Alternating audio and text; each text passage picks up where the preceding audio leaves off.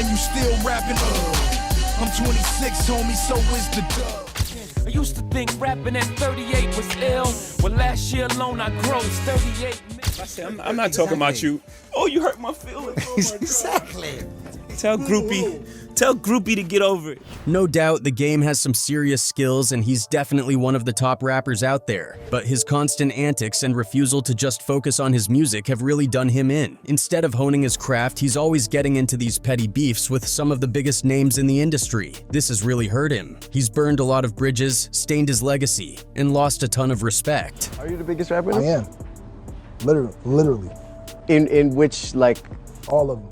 Just look at his feud with Jay-Z. Normally in hip-hop, a beef needs both sides to participate, but this one was pretty one-sided. The game was going at Jay-Z way more, while Jay-Z just threw some subliminal disses here and there.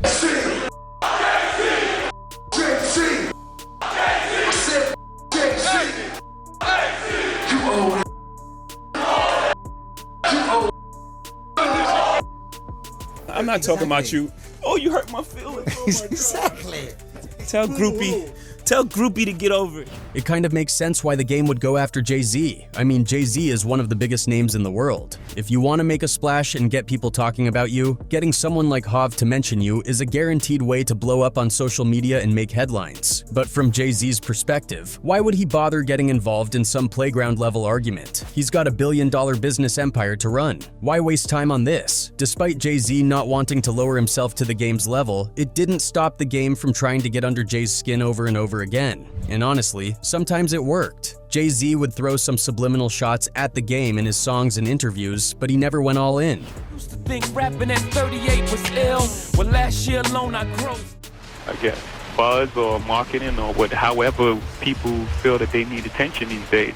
So there's no real problem behind it. There's no real challenge behind it. Even with these minor jabs, the game's career started to spiral downward. It got to the point where even the game admitted that beefing with Jay-Z was risky, and it was kind of a miracle that he still had the little career he had left.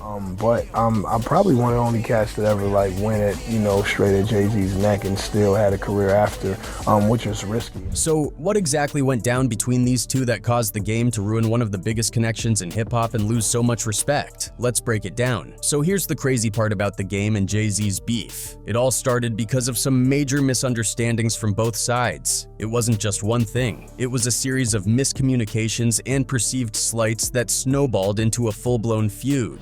Let's rewind to 2011. The game stopped by Big Boy's show for an interview. Big Boy asked him straight up, "What's the deal with you and Jay-Z?" The game opened up about an encounter back in 2004 at Jay-Z's 40/40ths club. The game had approached Jay-Z and asked him how he stays relevant as an artist. Jay-Z's response was, "Most of you new rappers don't last long anyway. Find a new lane." Now, the game took that as a major diss. He felt Jay-Z was brushing him off, saying he wouldn't make it in the rap game. Something about,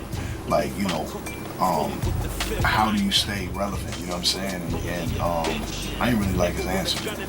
So ever since then, I kind of was just, taking shots. You went up to Jay-Z and you asked pretty much, how do you stay relevant? Yeah. All right, and he said, most of you new rappers won't last long anyway.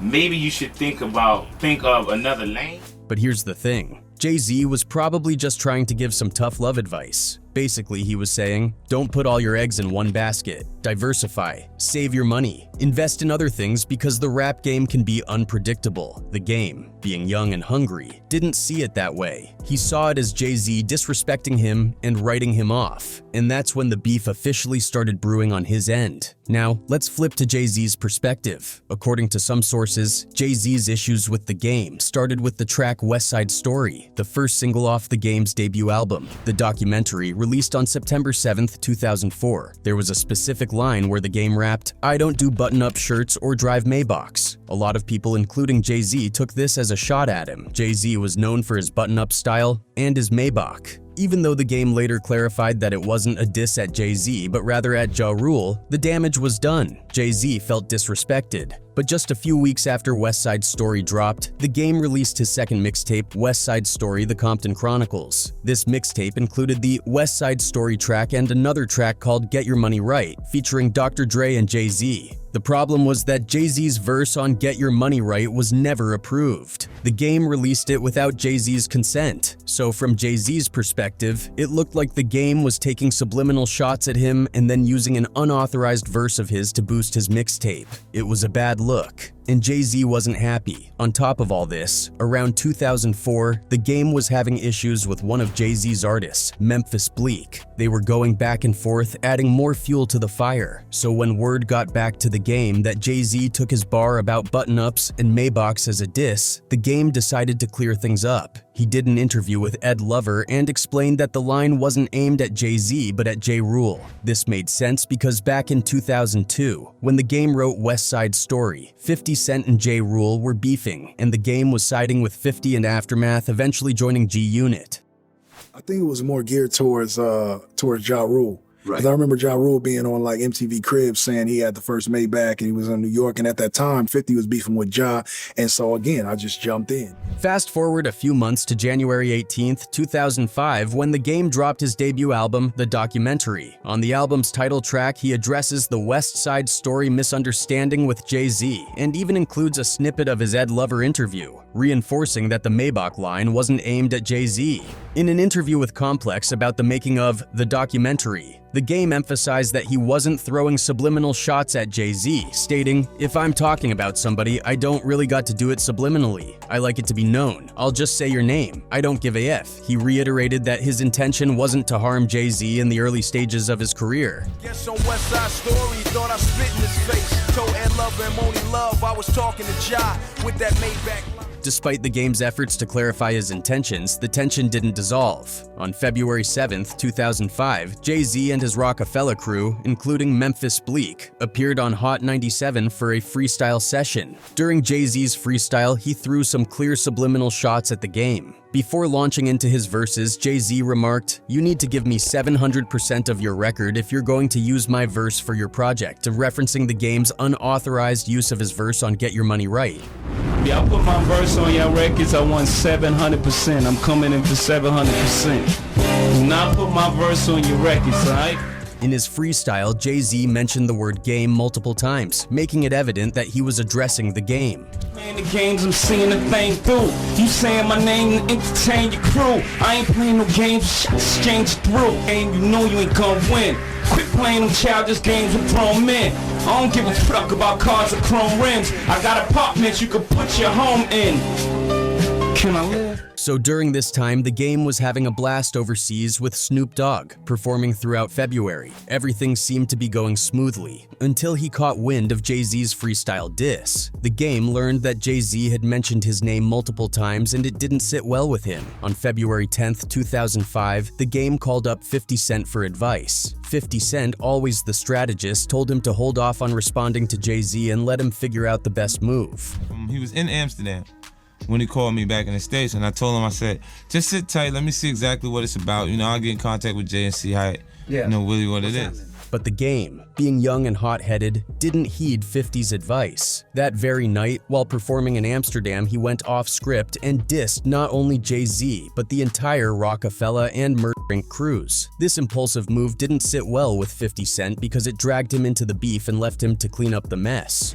Before I could get back to him, he went on stage and told everybody to suck him off. You know what I mean? And that's not how, I'm not comfortable with that. That's not how I function. Recognizing the potential fallout, 50 Cent reached out to Jay-Z to try and smooth things over. He understood that Jay-Z had the power to end the game's budding career, considering how new he was to the industry. After his tirade in Amsterdam, the game started backtracking. He called into various radio stations to clear the air about his feelings towards Jay-Z. On February 11th, 2005, he called into Power 106 in Los Angeles and explained to DJ Felly Fell that he had been receiving messages while on tour saying that members of Roc-A-Fella were dissing him on East Coast radio stations. The game expressed mixed emotions about Jay-Z's insults. On one hand, he was hurt because Jay-Z was one of the artists he looked up to and studied. On the other hand, he was confused because he didn't think he had done anything to warrant such a beef. The game also revealed that after his Amsterdam diss, Dr. Dre called him personally. Dre told the game that he had spoken to Jay-Z, who insisted he wasn't dissing the game. Despite both 50 Cent and Dr. Dre's attempts to mend the situation, it didn't work. The Game finished his tour overseas with Snoop Dogg and returned to the United States in early March 2005. He immediately headed to New York to talk to radio stations about his issues with Jay-Z. At the time, The Game thought he was doing the right thing by clearing up the issues, but his actions backfired. He ended up saying he had no problems with anyone, including people that 50 Cent didn't like. 50 Cent wasn't happy with The Game for not listening to him about the Jay-Z situation and then going on air to declare he had no issues with anyone. This sparked tension between 50 Cent and The Game, leading to their own beef.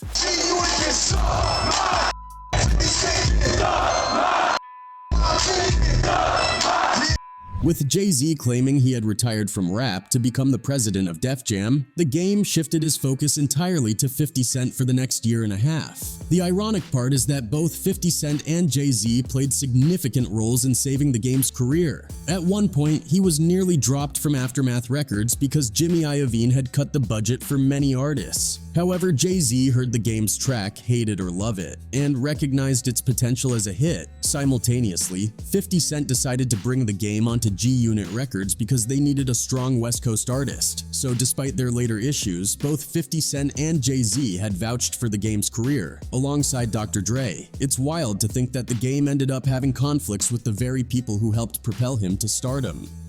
As time progressed into 2006, The Game was preparing to release his second album, Doctor's Advocate. Determined to make a statement, he aimed his sights back on Jay-Z. The first single from this album, One Blood, was released on July 24, 2006. In the track, The Game took shots at Jay-Z, mocking him for being 38 years old and still rapping. In hindsight, The Game would later admit that he regretted writing those lines. And you still rapping, I'm 26, homie, so is the dub. Fast forward to November 14, 2006, and The Game dropped his second studio album, Doctor's Advocate. Among its singles was Wouldn't Get Far, featuring Kanye West. In this song, The Game took another jab at Jay-Z, this time involving Jay-Z's girlfriend Beyoncé in the lyrical crossfire. Take Beyonce from Jay, but I know a chick named Sue. Hit back in the day. Now, it's important to remember that in 2006, Jay-Z was not actively rapping as he had announced his retirement and was serving as the president of Def Jam Records. Despite this, Jay-Z was still very much aware of what The Game was saying about him in tracks like One Blood and Wouldn't Get Far. Although Jay-Z had declared his retirement, he began his comeback in the same year that The Game released Doctor's Advocate, Warren, dropping singles from his 9th studio album, Kingdom Come. Just a week after The Game's album release, Jay-Z released Kingdom Come on November 21, 2006. In the intro track, The Prelude, Jay-Z responded to The Game's mockery of his age, addressing the criticism head-on. I used to think rapping at 38 was ill. Well, last year alone I grossed 38 mil. True to his nature, The Game heard this and responded with a series of diss records. By 2008, tensions flared up again between The Game and Jay-Z, sparked by a fan's story that quickly went viral. Jay-Z was in Wimbledon enjoying a tennis match when a fan from Los Angeles named JP recounted his encounter with the rapper. JP, who was on vacation in London, saw Jay-Z in the stands and was eager to get his attention. During a break, as older Brits and Europeans took pictures with Jay-Z, JP tried to get into Jay-Z's section to play his ringtone, which was Hov's verse on Mr. Carter. He hoped to score free concert tickets, or at least share a smoke with Jay-Z. However, security wouldn't let him in, and with another tennis match about to start, JP stood up and shouted, "It's The Roc!" Security immediately rushed towards him and the crowd looked at him as if he had a bomb. Jay-Z, amused, threw up the Roc-A-Fella hand sign while security detained JP. Later, as Jay-Z was leaving early, JP managed to jump in front of him, shake his hand and blurted out, "When you gonna go at the game?" Jay-Z laughed and replied, "We ain't with him. We're gonna let him commit suicide." This story spread like wildfire, eventually reaching The Game. While promoting his third studio album, LAX, The Game clowned Jay-Z in every interview, responding to the side comment. This jab hit close to home because, in a 2008 interview with The Source magazine, The Game revealed that he had struggled with suicidal thoughts. The game released LAX on August 26, 2008. While there were a few references to Jay-Z, nothing was overtly disrespectful. However, as 2009 rolled around, the feud reignited. Jay-Z started sending more subliminal shots at the game. On July 3, 2009, during his tour, Jay-Z freestyled the intro to his album The Blueprint 3 Inches at the Palms Hotel in Las Vegas. In this freestyle, he dissed Dame Dash, Jim Jones, and the game. I ain't talking about gossip, I ain't talking about game, I ain't talking about Jimmy, I ain't talking about Dame. The game quickly caught wind of this, and just 2 days later, while performing in France on July 5th, he yelled out FJZ on stage.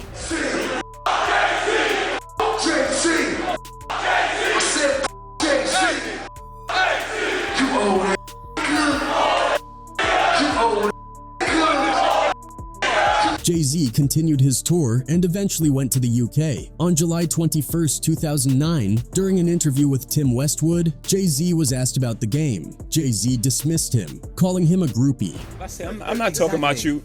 Oh, you hurt my feelings. Oh my Exactly. God. Tell groupie to get over it. A few days later, on July 29, 2009, Jay-Z did another interview with Big Boy's Neighborhood. When asked about the game and their issues, Jay-Z calmly stated that the game was just seeking attention while on tour and that there were no real issues between them. I guess buzz or marketing or however people feel that they need attention these days.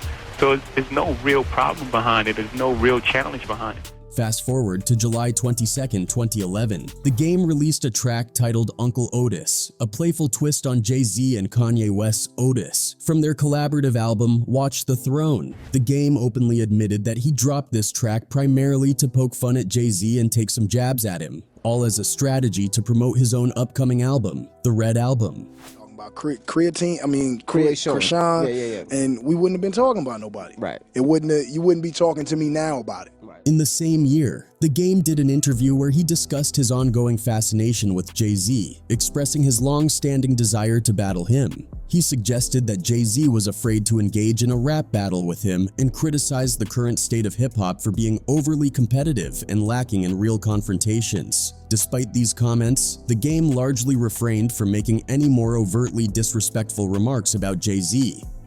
Though the game would often reference Jay-Z in his albums and mixtapes, these mentions were usually not disrespectful. In fact, by 2015, the game reflected on his feud with Jay-Z and expressed a sense of pride and survival. He explained why he initially started beefing with Jay-Z, stating that he wanted to make a mark in hip-hop and felt validated when Jay-Z acknowledged him. He remarked, "I'm probably one of the only cats that ever went straight at Jay-Z's neck and still had a career afterward, which is risky. I remember having a real argument with the mother of my children because she was a Jay-Z fan, and she was just like, you don't know what you're doing. He's going to come back and we're not going to be able to survive. But I did it anyway," and Jay never responded. But I'm probably one of the only cats that ever went at, straight at Jay-Z's neck and still had a career after, which is risky. The game's career continued to thrive, but the feud between him and Jay-Z would resurface in 2022. This time, the tensions flared up around Dr. Dre's performance at the NFL Super Bowl halftime show on February 13th. Dr. Dre brought out several prominent artists for the performance, but notably excluded the game. Feeling slighted, the game went on